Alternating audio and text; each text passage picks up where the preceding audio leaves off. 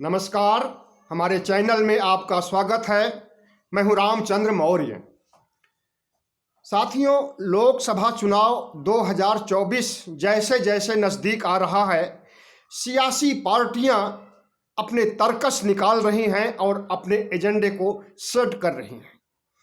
Bharatiya Janata party, RSS और तमाम हिंदू संगठन हिंदू मुस्लिम ध्रुवीकरण के लिए जुट गए हैं और जिस तरह से गृह मंत्री अमित शाह ने राम मंदिर के मामले में बयान दिया है कर्नाटक में, उसे भी देखना चाहिए कि किस नज़रिए से और किस नियति से यह बयान दिया गया है।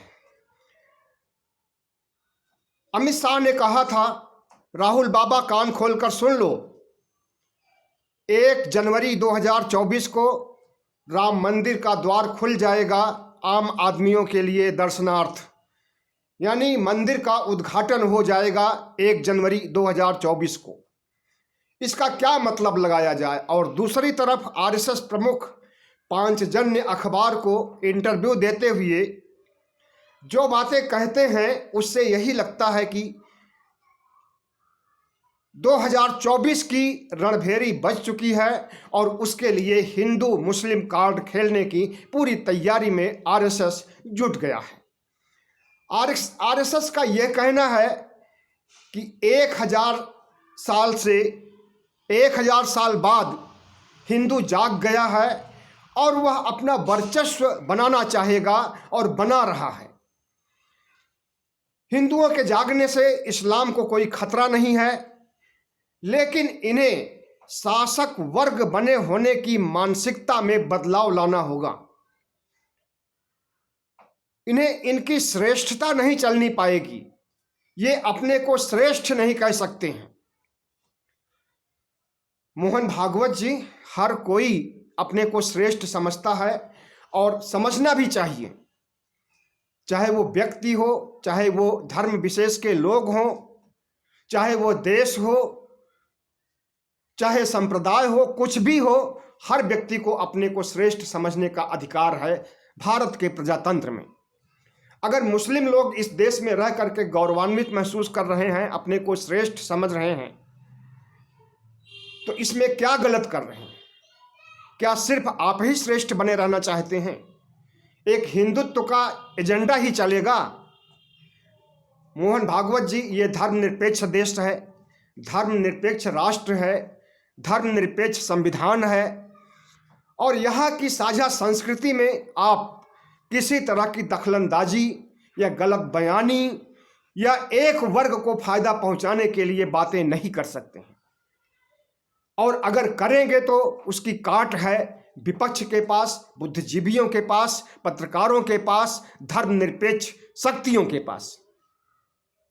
तो जिस तरह से मोहन भागवत ने हिंदू मुस्लिम ध्रुवीकरण का खेला शुरू किया है, उसमें लगता है कि वे 2014 और 2019 की तरह बाजी मार ले जाएंगे, लेकिन इस बार सांप्रदायिकरण का खेला हम समझते हैं कि नहीं चल पाएगा और चलेगा कुछ तो वो चलेगा।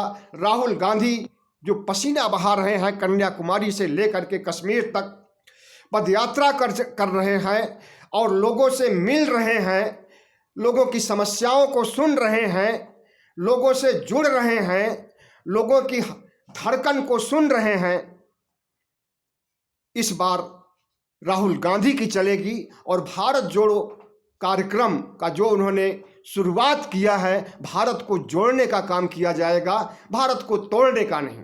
भारतीय जनता पार्टी का एक तरफा ऐलान होता है भारत को तोड़ने का काम। हिंदू मुस्लिम के नाम पर ध्रुवीकरण, मुसलमानों के कत्लेआम और नरसंहार की बात, मुसलमानों को दोयम दर्जे साबित करने की बात, मुसलमानों को इस देश से निकाल बाहर फेंकने और उन्हें दोयम दर्जे का इंसान बनाने की बात। मुसलमानों को बाहर निकालने के लिए ही तो CAA NRC लाया गया था। CAA NRC के तहत मुसलमानों की और OBC SC ST की नागरिकता खत्म कर दी जाए और सिर्फ ब्राह्मण क्षत्रिय वैश्य से बचे रहें वोट देने के लिए और उन्हीं की सरकार बने। तो इसी नीयत से तो लाया गया CAA NRC को, लेकिन उसमें कामयाब नहीं हो सके, बुरी तरह से फ्लॉप हो सके और उस CAA NRC को अब ला भी नहीं सकते हैं, क्योंकि 2023 में 9 राज्यों में चुनाव है और 2024 में तो फाइनल चुनाव है ही लोकसभा का। ऐसी स्थिति में अपनी बयानबाजी से अगर ये कानूनी कार्रवाई करके गलत कानून बना करके उसका उपयोग नहीं कर पा रहे हैं, तो गलत ढंग से बयानबाजी करके और मुसलमानों को, अन्य धर्मावलंबियों को डरवाने की जो बात कर रहे हैं, इससे क्या साबित होता है? इससे यही साबित होता है कि RSS फिर से हिंदू मुस्लिम ध्रुवीकरण की तरफ आगे बढ़ रहा है और उसे किसी भी हालत में 2024 का लोकसभा चुनाव जीतना है। इसके लिए RSS और भारतीय जनता पार्टी कुछ भी दांव पे लगा सकता है, वो चाहे संविधान की मर्यादा हो, वो चाहे लोकतंत्र को तृण करके ख़त्म करने की बात हो, और वो चाहे देश से आपसी सौहार्द और भाईचारा ख़त्म करने की बात हो। तो RSS जो कि एक सातिर संगठन है और विदेशों में इसे आतंकी संगठन भी कहा जाता है, तमाम विदेशों की वेबसाइट पर इन्हें आतंकी संगठन की लिस्ट में डाला गया है और इस देश में भी आतंक फैलाने का काम RSS ही करता है। इस देश में अस्त्र शस्त्र की पूजा करने का काम RSS ही करता है। इस देश में भी लठ भांजने और तलवारबाजी करने और अस्त्र शस्त्र की ट्रेनिंग देने का काम रोज सुबह शाखाओं में RSS ही करता है। इस देश में जितने भी सांप्रदायिक दंगे होते हैं वो सब RSS के द्वारा ही भड़काए जाते हैं। इस देश में हिंदू मुस्लिम के नाम पर जो दंगे होते हैं उसमें RSS के प्रचारक और RSS के सिपाही होते हैं, RSS के लठबाज होते हैं, RSS के बंदूकधारी होते हैं और उन्हीं का डर और खौफ पैदा करने के लिए RSS प्रमुख मोहन भागवत कह रहे हैं कि मुसलमान अपने को श्रेष्ठ साबित नहीं कर सकते हैं। हिंदू संस्कृति के लिए युद्ध हो रहा है, ऐसा भी उन्होंने कहा है कि हिंदू संस्कृति को आगे बढ़ाने के लिए और बाकी संस्कृतियों को नष्ट करने के लिए या बाकी संस्कृतियों को दोयम दर्जे का बनाने के लिए इस देश में युद्ध चल रहा है। कौन सा युद्ध हो रहा है, कहाँ पर युद्ध हो रहा है, कितने योद्धा RSS के इस युद्ध में लगे हुए हैं, कितने मुसलमान इस युद्ध में लगे हुए हैं और कहाँ पर बंकर खड़ा है, कहाँ पर हथियार रखा हुआ है, कुछ दिखाई नहीं दे रहा है। मोहन भागवत जी, आपके दिमाग में जरूर युद्ध चल रहा होगा और वह युद्ध होगा कि अगर हम 2024 में नहीं जीत पाएंगे, अगर लोकसभा चुनाव भारतीय जनता पार्टी 2024 में नहीं जीत पाएगी तो तुम्हारा हिंदू राष्ट्र नहीं बन पाएगा और उसी हिंदू राष्ट्र के लिए ये सारी कवायद की जा रही है। मुसलमानों को दोयम दर्जे का इंसान बताया जा रहा है, अन्य धर्मावलंबियों को, ईसाइयों को, बौद्धों को, जैनों को, सिखों को दोयम दर्जे का इंसान बनाया जा रहा है और सिर्फ हिंदू संस्कृति को ही श्रेष्ठ बताया जा रहा है। धर्मांतरण के मुद्दे पर अगर ये मुसलमानों को धर्मांतरण करा करके हिंदू बनाते हैं तो उसे घर वापसी कहते हैं, और अगर कोई हिंदू बौद्ध बनता है, जैन बनता है या इस्लाम धर्म ग्रहण करता है तो उसके लिए ये कानून बना रहे हैं और उसमें सुप्रीम कोर्ट भी इनका साथ दे रहा है कि जबरदस्ती या लालच प्रलोभन दे करके धर्मांतरण कराया जा रहा है। लोग स्वतः धर्मांतरण कर रहे हैं। मोहन भागवत जी और सुप्रीम कोर्ट के चीफ जस्टिस ऑफ इंडिया, आप भी सुन लीजिए कि लालच से कोई भी धर्मांतरण नहीं हो रहा है। अगर हुआ होगा तो पहले कभी हुआ होगा, आज के समय में नहीं हो रहा है। आज जब लोग हिंदू धर्म को छोड़ करके बौद्ध धर्म ग्रहण कर रहे हैं, आए दिन 10,000 लोग, 15,000 लोग, 20,000 लोग धर्म की दीक्षा ले रहे हैं, खास करके अंबेडकर जयंती पर, अंबेडकर के मरणोपरांत दिवस 6 दिसंबर पर, और जितने भी बहुजन समाज के महापर्व आते हैं उन पर्वों पर कम से कम 10,000 लोग हर शहरों में हिंदू धर्म को त्याग करके बौद्ध धर्म को ग्रहण कर रहे हैं और इसी धर्म परिवर्तन को भारतीय जनता पार्टी पचा नहीं पा रही है और इसके खिलाफ कानून बनाने जा रही है और सुप्रीम कोर्ट उसका साथ दे रहा है। तो ऐसे में क्या कहा जाए कि इस देश में जो हमें धर्म, हमारा धार्मिक अधिकार है कि हम किसी भी धर्म को मान सकते हैं, किसी भी देवी देवता की या किसी भी धर्म के महापुरुषों को हम याद कर सकते हैं, उन्हें अपना आदर्श मान सकते हैं, उनसे हम प्रेरणा ले सकते हैं। वो चाहे तथागत बुद्ध हो, वो चाहे नानक हो, वो चाहे ईसा मसीह हो, वो चाहे मोहम्मद साहब हो, हम किसी भी धर्म को कबूल करने के लिए स्वतंत्र हैं। और इस स्वतंत्रता में अगर कोई रोड़ा अटकाया जाएगा तो उसे इस देश का लोकतंत्र पसंद नहीं करेगा। तो जाहिर है कि जिस तरह से भारतीय जनता पार्टी और आरएसएस राहुल गांधी की पदयात्रा से डरी हुई है और उसे लग रहा है कि अब 2024 में उसकी सरकार नहीं बनने वाली है, मोदी जी का सिंहासन हिल रहा है और भारतीय जनता पार्टी का जो सांप्रदायिक एजेंडा था वो एजेंडा काम करने वाला नहीं है। क्योंकि राहुल गांधी ने जितना पसीना बहाया है लोगों को एक करने में, सांप्रदायिक ध्रुवीकरण को रोकने में, महंगाई के खिलाफ, बेरोजगारी के खिलाफ और इस देश की तमाम ज्वलंत समस्याओं के खिलाफ जिस तरह से राहुल गांधी ने लोगों को जागरूक किया है और जागरूक कर रहे हैं, उससे यही लगता है कि भारतीय जनता पार्टी बुरी तरह से बौखलाई हुई है। अब उसके पास कोई मुद्दा नहीं रह गया है, विकास का कोई एजेंडा नहीं रह गया है, देश को एकजुट रखने का कोई मसौदा नहीं रह गया है। इसलिए फिर से वह हिंदू मुस्लिम ध्रुवीकरण के लिए तत्पर हो रही है। एक तरफ गृह मंत्री अमित शाह कह रहे हैं कि मंदिर बन चुका है, 1 जनवरी 2024 को खोल दिया जाएगा लोगों के दर्शनार्थ। मतलब कि धर्म की चाशनी चटा करके चुनाव हासिल करने के लिए जो ही तौर तरीके इन्हें मिल रहे हैं, मोहन भागवत को, अमित शाह को, प्रधानमंत्री नरेंद्र मोदी को, तमाम हिंदू संगठनों को, उसे ये लागू करने या उसे सतह पर लाने में कोई कोर कसर नहीं छोड़ना चाहते।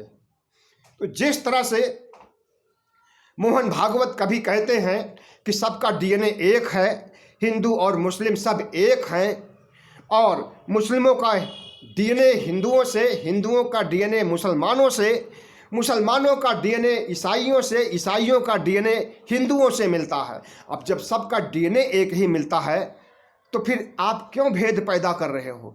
क्यों सांप्रदायिक ध्रुवीकरण के लिए खेला खेल रहे हो? क्यों मुसलमानों को दबाने की कोशिश कर रहे हो? क्यों मुसलमानों के नरसंहार की बात कर रहे हो? क्यों मुसलमानों को दोयम दर्जे का इंसान बनाने की बात कर रहे हो? मोहन भागवत आरएसएस का दोगलापन कभी नहीं जाएगा और भारतीय जनता पार्टी का भी दोगलापन कभी नहीं जाएगा। ये कभी कहते हैं कि सबका साथ, सबका विकास होना चाहिए, सबका प्रयास होना चाहिए, और कभी हिंदू मुस्लिम करके का ध्रुवीकरण करके मुसलमानों के साथ भेदभाव करते हैं, मुसलमानों के साथ गलत बयानी करते हैं, मुसलमानों के अस्तित्व को मिटा देने के लिए हेट स्पीच देते हैं। एक तरफ साध्वी प्रज्ञा कह रही हैं कि हिंदुओं खतरे में हो, सुधर जाओ, और हथियार न रख सको तो घर का चाकू ही धारदार बना लो। धारदार किसके लिए बनाना चाहती हैं चाकू को? मुसलमानों के लिए। किसका सिर कत्लेआम करना चाहती हैं? मुसलमानों को। अरे ये लोग तो गांधी जी को नहीं छोड़े हैं, गांधी जी की हत्या इन्हीं लोगों ने किया, मुसलमानों ने नहीं हत्या किया। इन्होंने जिस तरह से गोडसे की पूजा करने के लिए गोडसे का मंदिर बना लिया है और गांधी का पुतला बना करके अब भी उसे गोली मारते हैं ठाए ठाए, और खून निकलता है तो बहुत खुश होते हैं, बहुत आह्लादित होते हैं गांधी जी का खून देख करके पुतले से निकलते हुए। तो ऐसे लोग आज देश की सत्ता पर हैं और अपनी सत्ता को बनाए रखने के लिए हिंदू मुस्लिम का कार्ड खेल रहे हैं। मतदाताओं और इस देश के 140 करोड़ देशवासियों, आप भारतीय जनता पार्टी और आरएसएस के चाल चरित्र चेहरे को समझिए। ये दो मुहा नाग है, कभी कुछ बोलता है, कभी कुछ बोलता है, कभी कहता है सबका साथ सबका विकास होना चाहिए, और कभी मुसलमानों को मार डालने काट डालने की बात करता है, कभी हिंदू मंदिर का दरवाज़ा खोल देता है, और कभी मुसलमानों के नरसंहार की बात करता है, और कभी कहता है कि हम 1000 साल से ज़्यादा हो गए, हिंदू जाग चुका है और मुसलमानों की श्रेष्ठता नहीं चल पाएगी। धर्मनिरपेक्ष शक्तियों से हमारी लड़ाई जारी है। धर्मनिरपेक्ष शक्तियों से लड़ाई का मतलब कि आपकी लड़ाई संविधान से है, और संविधान को इस आरएसएस ने कभी भी पसंद नहीं किया। और लोकतंत्र में संविधान को जो हैसियत दी गई है, इसे भी आरएसएस ने कभी नहीं पसंद किया। आरएसएस ने तो तिरंगे झंडे का हमेशा अपमान किया है। अपने मुख्यालय नागपुर में 2002 के बाद झंडे फहराना शुरू किया है, तिरंगा झंडा। उसके पहले वहां भगवा लहराता था। तो इस देश की नागरिकता में, इस देश की संप्रभुता में, इस देश की साझा संस्कृति में और इस देश के संविधान पर जिसका विश्वास नहीं है, उसे भारत की जनता, भारत का संविधान, भारत का सुप्रीम कोर्ट उसके साथ कैसा बर्ताव करेगा, इसे अच्छी तरह से समझ लेना चाहिए। और ये वही शक्तियां हैं जो कि दंगा भड़काती हैं, जो हिंदू मुस्लिम के नाम पर कत्लेआम करती हैं, जो इस देश को बेचना चाहती हैं, बल्कि बेच चुकी हैं, जो इस देश को महंगाई की आग में झोंक चुकी हैं। इस देश में कितनी महंगाई चरम पर है, हाहाकार मचा हुआ है, त्राहिमाम मचा हुआ है, बेरोजगार अलग बेहाल हैं। अब तो वे रोजगार खोजना भी बंद कर दिए और आए दिन आत्महत्याएं कर रहे हैं। ऐसे माहौल में अगर राहुल गांधी भारत को जोड़ने की बात कर रहे हैं, तो आरएसएस और भारतीय जनता पार्टी भारत को तोड़ने की बात कर रही है, मुसलमानों के खिलाफ बात कर रही है और इस्लाम के खिलाफ बात कर रही है, अन्य धर्मावलंबियों के खिलाफ बात कर रही है और कह रही है कि यह तो हिंदू संस्कृति के लिए युद्ध छिड़ा हुआ है। जाहिर है कि भारतीय जनता पार्टी जो नंगा नाच करना चाहती है और जिस तरह से ध्रुवीकरण करना चाहती है, उससे देश अच्छी तरह से वाकिफ है। और जिस तरह से मोहन भागवत का दृष्टिकोण है, उसकी चारों तरफ अवहेलना भी हुई है। असदुद्दीन ओवैसी ने भी इसकी भर्त्सना की है और उन्होंने कहा है कि मुसलमानों को अनुमति देने वाले या मुसलमानों की श्रेष्ठता को ख़त्म करने वाले मोहन भागवत आप कौन होते हैं। और इस देश में CAA NRC को ला करके मुसलमानों को इस देश से बाहर निकालने, मुसलमानों को दोयम दर्जे का इंसान साबित करने के लिए आपकी कुटिल नीति काम नहीं आई है। और अब बदजुबानी आप मुसलमानों के साथ जो कर रहे हो, उसे सारा देश देख रहा है। तो साथियों, जिस तरह से हमारे देश की राजनीति करवट बदल रही है और जिस तरह से वोट जीतने के लिए वैध अवैध तौर तरीके अपनाए जा रहे हैं, उसे आप अच्छी तरह से देख रहे हैं। और अब आपको सोचना होगा कि आप वैध तरीकों से, आप नैतिक तरीकों से जो इस देश का निर्माण करना चाहता है, उसे वोट देंगे, या फिर ये देश को तोड़ने वाली शक्तियों, देश को बेचने वाली शक्तियों, देश की अर्थव्यवस्था को चकनाचूर करने वाले शक्तियों, देश के 47 लाख से ज़्यादा कोरोना में मारे जाने के जिम्मेदार लोगों के लिए आपका रुख क्या होगा, ये आपको निर्धारित करना है। बहुत बहुत धन्यवाद। हमारे चैनल को सब्सक्राइब कीजिएगा, लाइक कीजिएगा और शेयर कीजिए।